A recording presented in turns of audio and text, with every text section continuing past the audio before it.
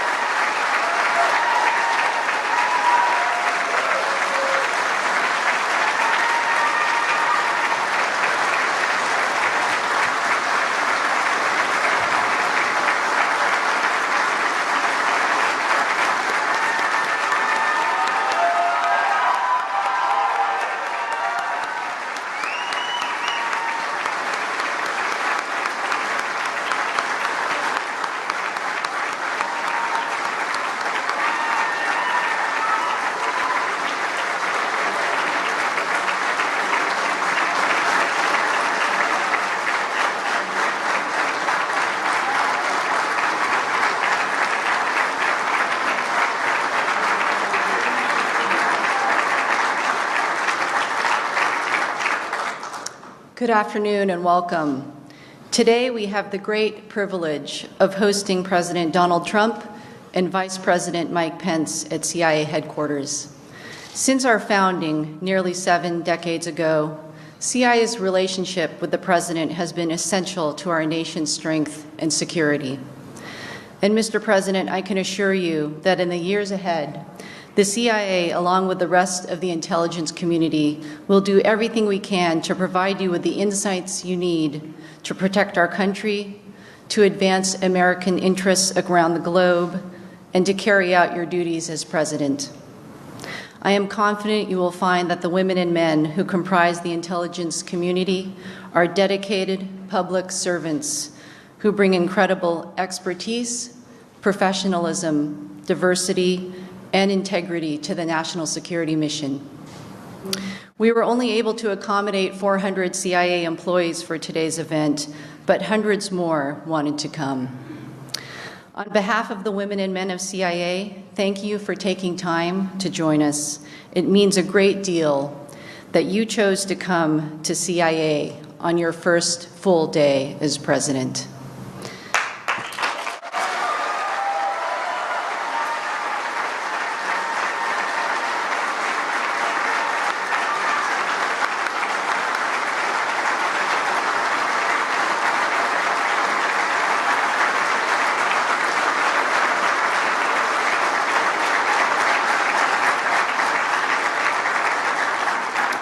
And now it is my pleasure and privilege to introduce the Vice President of the United States, Mike Pence.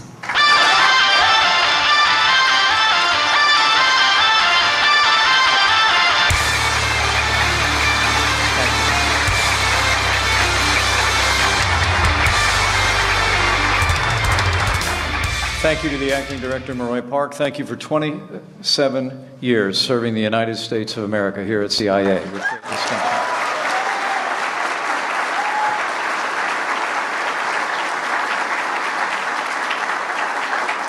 It's a great privilege for me to be with you today and to have the opportunity to introduce at his first event on his first full day, the new President of the United States, Donald Trump.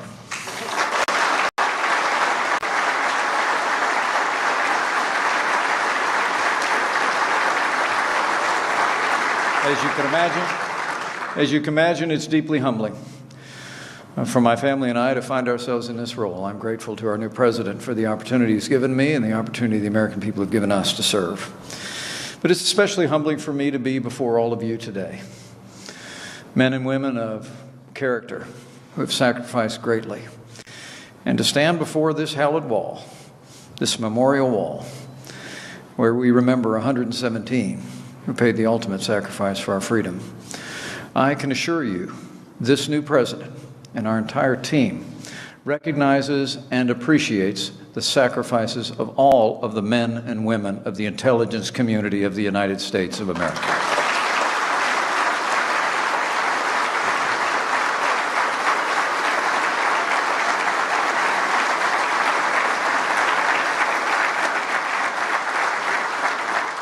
I've gotten to know our new president. We've traveled a lot together. when the cameras are off and the Klieg lights are off, and I'll tell you two things I know for sure. Number one, I've never met anyone more dedicated to the safety and security of the people of the United States of America, or anyone who is a greater strategic thinker about how we accomplish that for this nation. In fact, to understand the life of our new president, his whole life was strategy. He built an extraordinary success in the private sector, and I know he's going to make America safe again.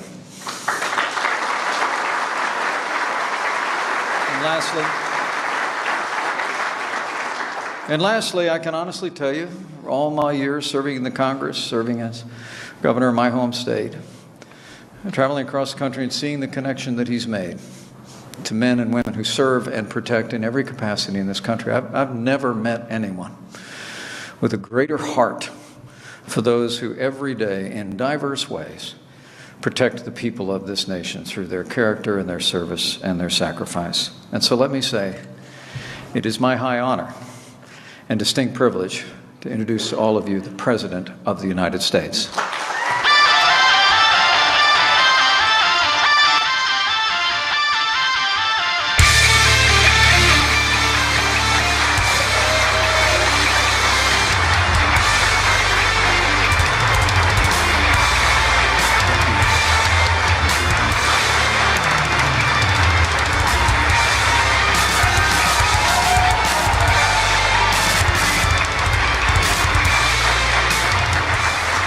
Well, I want to thank everybody, very, very special people. And it is true, this is my first stop, officially.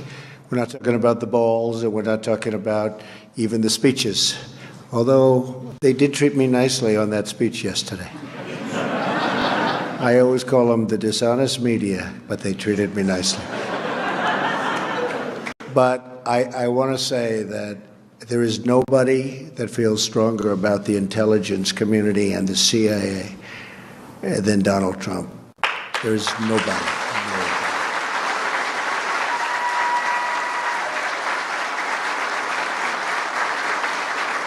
And the wall behind me is very, very special. We've been touring for quite a while. And I'll tell you what, 29?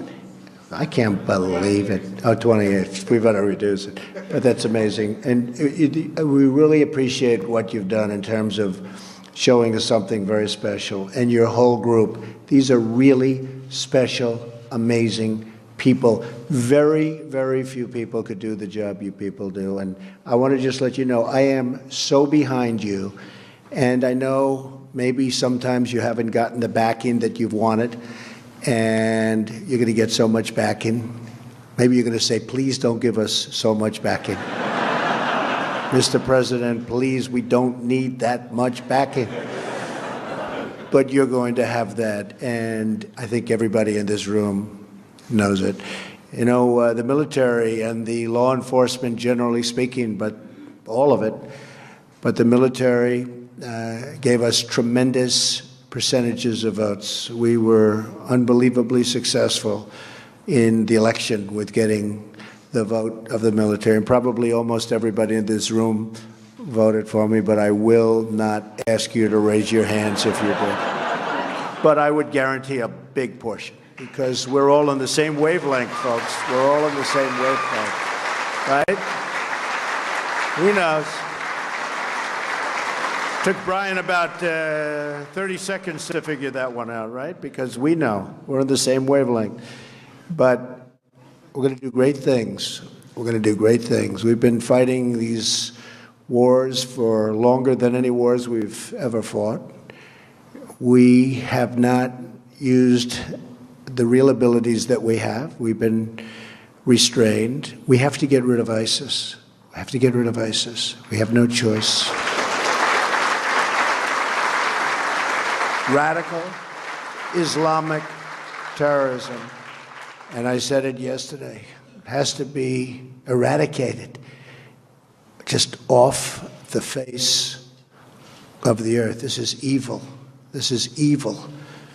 And, you know, I can understand the other side. We can all understand the other side. There can be wars between countries. There can be wars. You can understand what happened. This is something nobody can even understand. This is a level of evil that we haven't seen. And you're going to go to it, and you're going to do a phenomenal job. But we're going to end it. It's time. It's time right now to end it. You have somebody coming on who is extraordinary. You know, for the different positions of secretary of this and secretary of that and all of these great positions, I'd see 5, 6, 7, 8 people. And we had a great transition. We had an amazing team of talent. And by the way, General Flynn is right over here. Put up your hand, Mike. What a good guy.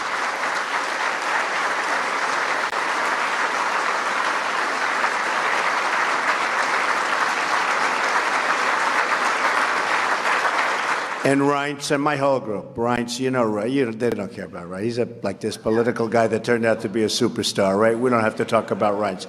But we did. We had just such a tremendous, tremendous success. So when I'm interviewing all of these candidates that Reince and his whole group is putting in front, it went very, very quickly. And in this case, went so quickly because I would see 6 or 7 or 8 for Secretary of Agriculture, who we just named the other day, Sonny Perdue, former governor of Georgia, fantastic guy. But I'd see 6, 7, 8 people for a certain position. Everybody wanted it. But I met Mike Pompeo, and it was the only guy I met. I didn't want to meet anybody else. I said, cancel everybody else. Cancel. Now, he was approved, essentially, but they're doing little political games with me. You know, he was one of the 3. Now, last night, as you know, General Mattis, fantastic guy, and General Kelly got approved.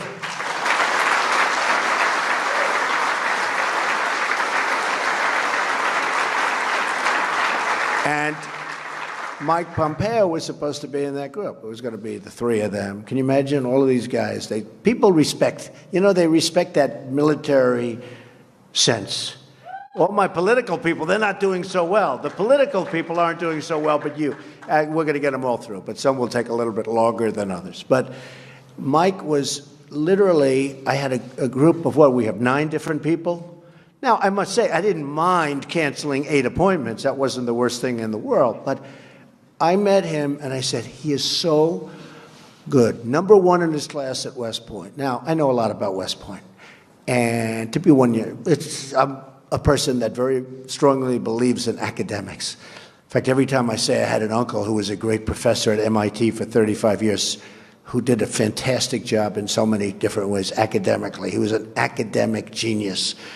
And then they say, there's Donald Trump, an intellectual. Trust me, I'm like a smart person.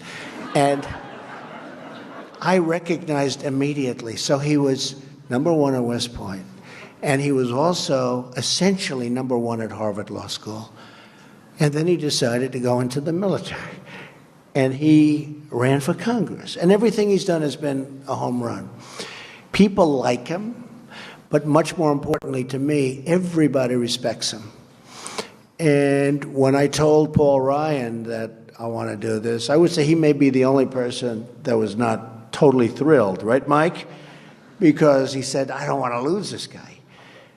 But you will be getting a total star. You're going to be getting a total gem. This is a gem. And I just...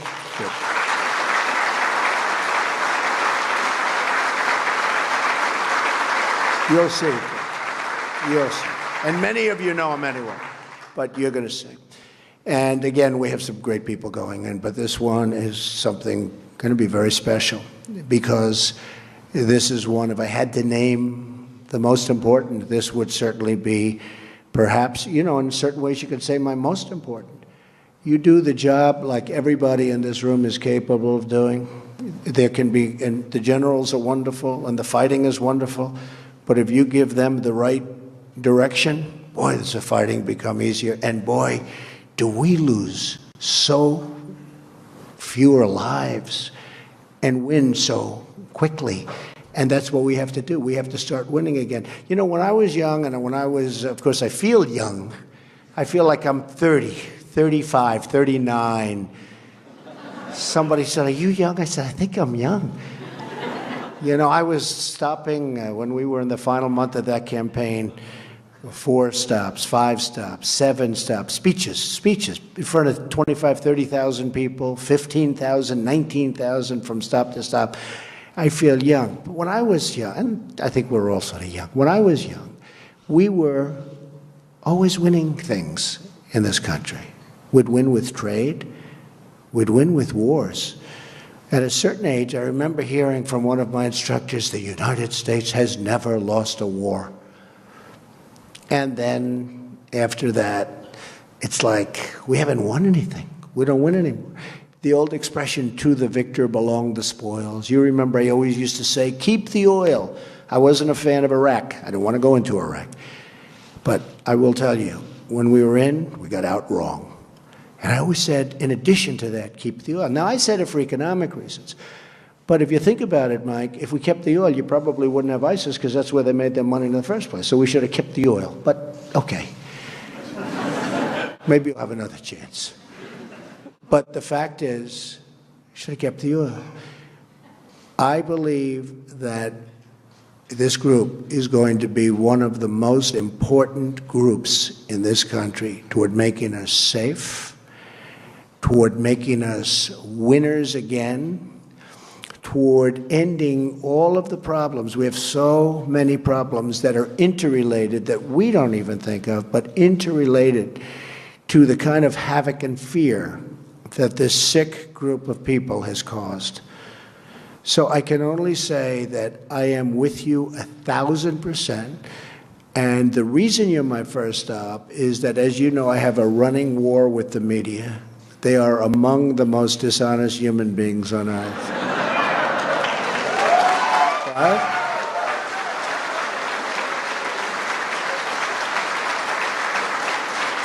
And they sort of made it sound like I had a feud with the intelligence community. And I just want to let you know, the reason you're number one stop, it is exactly the opposite. Exactly. And they understand that too.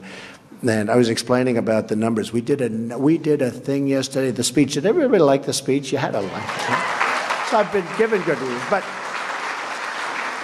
we had a massive field of people. You saw that. Packed. I get up this morning, I turn on one of the networks, and they show an empty field. I said, wait a minute. I made a speech. I looked out. The field it looked like 1.5 million people. They showed a field where there were practically nobody standing there. And they said, Donald Trump did not draw well. I said, it was almost raining. The rain should have scared him away, but God looked down and he said, we're not going to let it rain on your speech.